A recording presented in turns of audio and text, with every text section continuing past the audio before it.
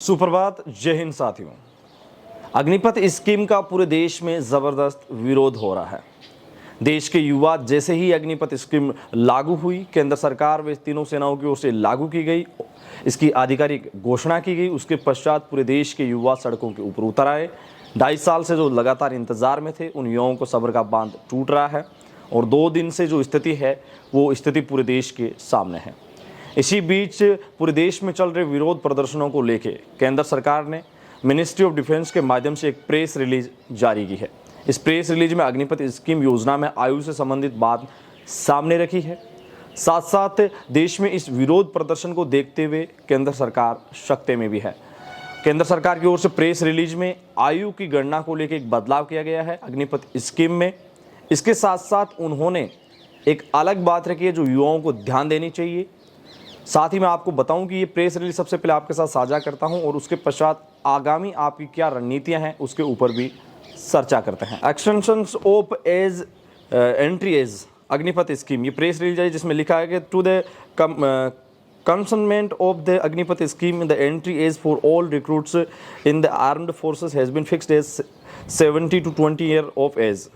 Cognizant of the fact that it has not been possible to undertake the recruitment during the last 2 years, the government has decided that a one-time waiver shall be guaranteed for the proposed recruitment cycle for 2022.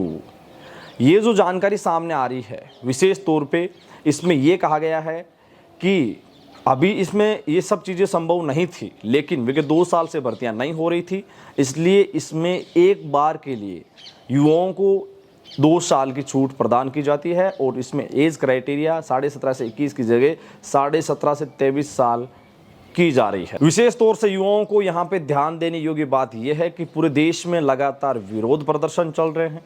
इन्हीं विरोध प्रदर्शनों के बीच युवाओं ने सरकार के समक्ष मांग रखी और कुछ युवा सोच रहे थे कि कोई फर्क नहीं पड़ेगा, लेकिन ये फैसला भी सरकार की सख्ते की जो आहट है वो आपके सामने रख रहा है। लेकिन युवा इस बात का सीधा विरोध कर रहे हैं। उनका कहना है कि 23 साल एज शेड्यूल तो हमारे पहले भी था और ये हकीकत है, क्योंकि सेना भर्तियों के अंदर जीडी ट्रेड की बात ना करें, कलरक है, ट्रेडमैन है, जो टेक्निकल है, इन ट्रेड के अंदर ऑलरेडी 23 साल युवाओं को दी जाती थी। तो युवाओं को कहना है कि आखिरकार आप एक बार फिर से लॉलीपॉप देने जैसा काम कर रहे हैं। 23 साल का जो उन्होंने मौका दिया है वो भी एक बार सामने रखा है। लेकिन युवाओं का वही सवाल कि आप ये जो अग्निपथ स्कीम को तो बाद में करें, लेकिन सबसे पहले जो हमारा एग्ज़ाम पेंडिंग है, जो हमारा रिजल्ट पेंडिंग है, जो हमारा इनरोलमेंट पेंडिंग है, इसके ऊपर ज़रूर वर्क करें और बेहद जल्द इसके ऊपर संज्ञान लें। अगर संज्ञान नहीं लेते हैं तो ये प्रदर्शन निरंतर ऐसे ही जारी रहेंगे, जो केंद्र सरकार और बहुत सारी चीज़ों के लिए एक बार फिर से किसान आंदोलन जैसी स्थिति उत्पन्न कर सकते हैं। कल आपने देखा कि पूरे देश में सभी राज्यों में बेहद ज़बरदस्त, बेहद अच्छे तरीके से प्रदर्शन हो रहे थे और इन प्रदर्शनों के बीच युवाओं ने हर एक तरीके को पालन किया, फॉलो किया। हालांकि कई जगह आगजनी के बीच कुछ चीज़ें अलग हुई, लेकिन लोकतांत्रिक देश के अंदर लोकतांत्रिक व्यवस्थाओं में ऐसी चीज़ें कई बार होती है कि इलेक्शंस टाइम्स में होती है। तो ये ज़रूरी नहीं है कि इन युवाओं के ऊपर आप किसी भी प्रकार का प्रश्न चिन्ह उठाएं। हाँ, यहाँ सबसे बड़ी एक चीज़ ये भी है कि कई लोग इसका समर्थन कर रहे हैं। आखिरकार उन लोगों से एक बात पूछनी है जो सैन्य सेवाओं में हैं। उनका कहना है कि ये बिल्कुल सही है। अगर ये सही है, मैं उनसे पूछना चाहता हूँ कि अगर ऐसी योजना आपके टाइम लागू होती तो उस टाइम अगर आपका एग्ज़ाम, इनरोलमेंट या रिजल्ट बाकी होता तो क्या आज आप उस वर्दी को पहन के ये बातें कह सकते थे?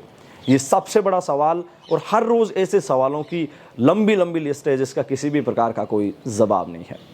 बेहद देश के युवा परेशान है। इसी परेशानी के सबब को दूर करने के लिए युवाओं ने अब एक ही रास्ता ठाना है। उनका कहना है कि लोकतांत्रिक तरीके से कोर्ट के माध्यम से भी जाएंगे लीगली, और उसके साथ साथ आंदोलन की प्रक्रिया धीमी नहीं होगी।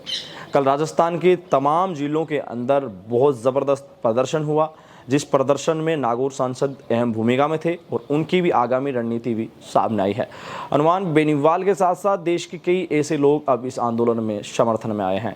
हनुमान बेनीवाल ने जो चीज़ें कही उसी को लेकर कई सारे साथी अब आगामी रणनीति तैयार कर रहे हैं। जैसे इसके ऊपर किसी भी प्रकार का स्पष्टीकरण आएगा आपके साथ वो भी साझा करेंगे। लेकिन एज के ऊपर जो आज ये बात आई है, युवाओं से कहना है कि एक तरीके से लॉलीपॉप ही है, क्योंकि 23 साल आपको तो ऑलरेडी पहले ही मिल रही थी। बात आपके आर्मी एग्ज़ाम है, इनरोलमेंट है, रिजल्ट है, आखिरकार इसकी क्यों नहीं की जा रही है? अभी तक केंद्र सरकार को क्या पता नहीं है? क्योंकि सब जगह युवा इस बात को मुख्य तौर से उठा रहे हैं, लेकिन सरकार की अभी तक कानों में जूं रेंगने वाली जो कहावत है वो चरितार्थ साबित हो रही है। पूरे देश में विरोध प्रदर्शन के बीच अग्निपथ स्कीम के ऊपर जितने भी विजुअल आ रहे हैं, इसका सीधा संदेश कल रात को जो प्रेस रिलीज आई उससे पता चलता है कि केंद्र सरकार बेहद सख्त में है। तो साथियों, आपसे अनुरोध रहेगा कि आप भी अपने हकों की लड़ाई के लिए आगे रहें, निरंतर प्रयास करते रहें, मेहनत करते रहें। आपकी ये मेहनत ज़रूर रंग लाएगी। और फिर आपको कहना चाहूँगा, हमारे पास एग्ज़ाम इनरोलमेंट और रिज़ल्ट करवाने के लिए सरकार को झुकना ही पड़ेगा। इसके लिए आपका जितना भी संघर्ष है वो अब काम आएगा।